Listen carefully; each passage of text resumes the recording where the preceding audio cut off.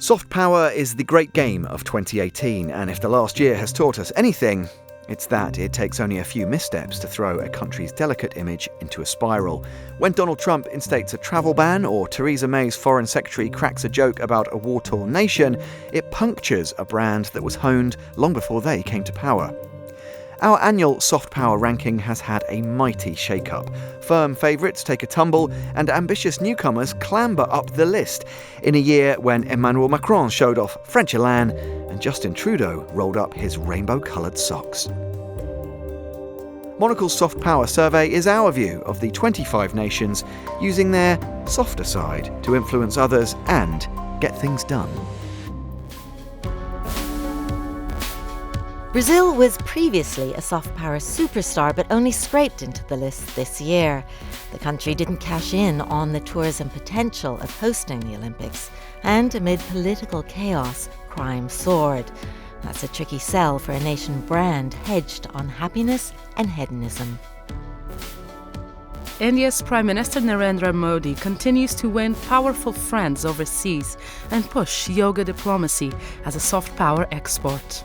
But crises at home, sexual violence and the rise of mob justice get worse. Democracy is bloated in India, but does give it an edge on China. A new entrant to our survey, Ireland, offers highly ranked universities and a hearty welcome to tourists.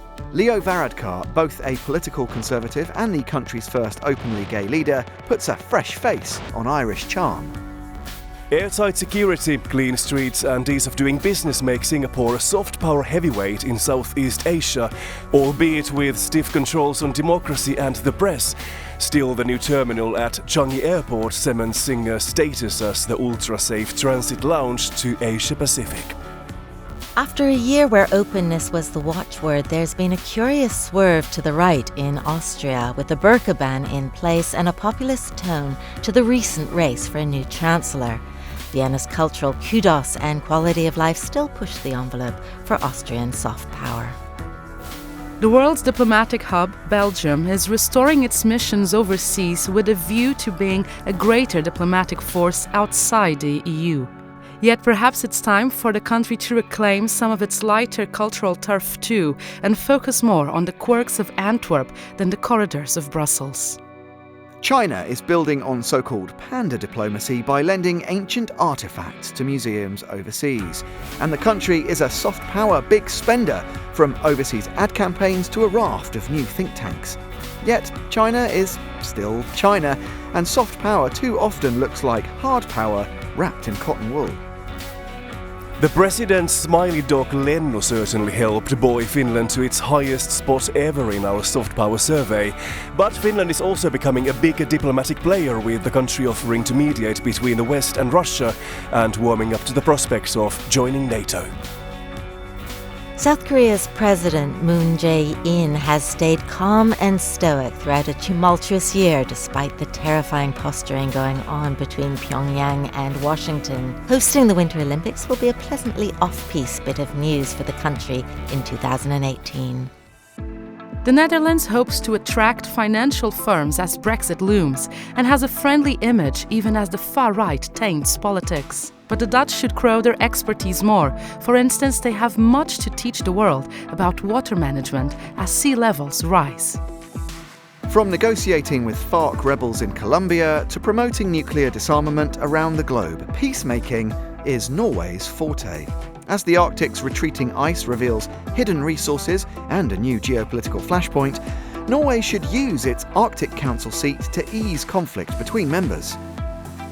The unconstitutional referendum in Catalonia has shaken Spain's confidence. The response from central government had too many Franco-era echoes for a country that otherwise enjoys a sunny image, bolstered by football diplomacy, powerful cultural institutions, and a vast number of tourists each year. New Zealand is seen as a remarkably safe, open and well-run society, insulated from many of the travails faced in 2017.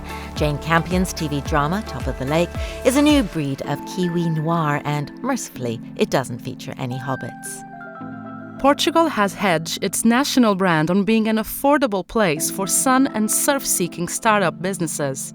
Tourism is on a fierce uptick, but the country needs to gain international recognition of the Made in Portugal mark to promote its world-class products.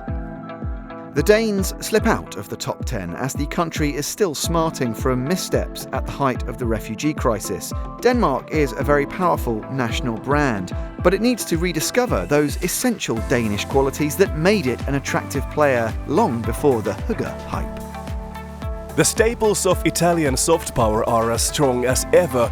It has craftsmanship and more UNESCO heritage sites and fine art conclaves than anywhere else. But the year brought challenges too. Italy is on the front line of the migrant crisis in the Mediterranean and has been training Libyan coast guards and rescuing migrants. We've watched the continued march of the flat white as well as smashed avocado on toast. This Australian staple speaks of a national character hedged on healthy living. In a shrewd move, Foreign Minister Julie Bishop has overseen the opening of new Australian outposts in the Middle East and Asia Pacific. Although small, Sweden has much to offer, from the great outdoors to respect for equal rights. A generous foreign aid budget, double the UN recommendation, grew again this year. However, the welfare model that is a key part of the national prestige is in need of reform. For the United States to go from the top spot last year to this may seem like a tough pronouncement, but the Trump administration and its tweeter-in-chief has played havoc with America's image overseas, not to mention the still unfilled diplomatic posts. Trump's win has, however, prompted a surge of subscriptions to US legacy media brands. It's been a good year for the Swiss way of doing things. It's curtailed banking secrecy, and Swiss-style rule by referendum is a soft power of its own. The country has made a concerted push to refresh its image beyond cows, chocolate and the Alps, with a drive to stress the innovation happening in Swiss cities. It's not only the decision to leave the EU that has dented the UK's image, but also the political garble that followed. The UK scores big on other metrics. Tourism figures still sing, cultural outreach is well entwined with diplomacy, and from sport to the arts, the country is still a big softie. Japan is finally taking stock of its culinary and cultural prowess to sell the country. As the 2020 Olympics approach, the country is showing that there's more to its popular culture than anime and J-pop. Foreign aid spending has shown a bump in the past year, even if Japan continues to reject more than 99% of refugee applications. Emmanuel Macron's swaggerish belief in free market economics and Europe's bright future has been a rallying cry. France has long been one of the world's soft power heavy hitters, yet for years it's not had the leadership it deserved. Its many UNESCO World Heritage Sites, intact village life and lauded temples of art make it the world's most visited country. Germany and Angela Merkel are facing challenges. The Volkswagen emissions scandal has rocked a key soft power industry. The return of a far-right party to the Bundestag for the first time since 1945 played out awkwardly, and Berlin has lost some of its shine amid rising rents. Still, safe hands Frankfurt is primed to entice financial businesses looking for a new home post-Brexit. Prime Minister Justin Trudeau has elevated brand Canada to new heights.